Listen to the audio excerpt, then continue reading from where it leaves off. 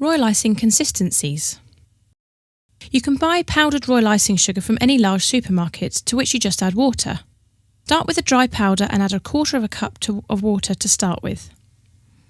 Use a handheld mixer to mix them together. It can be a bit messy, but keep mixing until you have a stiff consistency.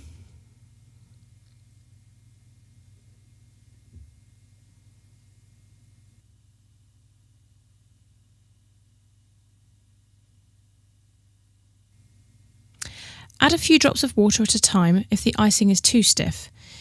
If you have a stand mixer, then that makes the job easier.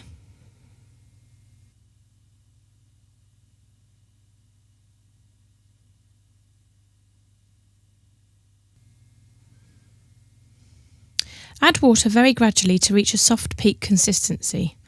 Add a few drops of water at a time and stir it through well. Try not to incorporate too much air.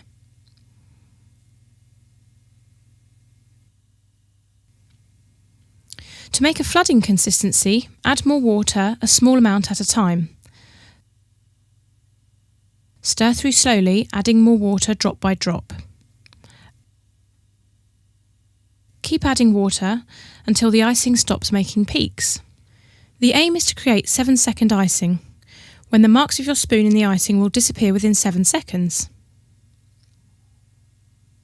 Test this by lifting out your spoon and seeing how long the mixing marks in the bowl take to settle. Count 1, 2, 3, 4, 5, 6, 7.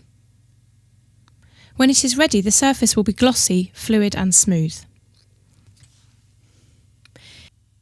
Here you can see the difference between the 3 thicknesses.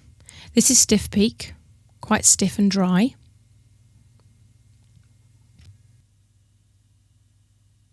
Soft peak still holds its shape and looks more like toothpaste.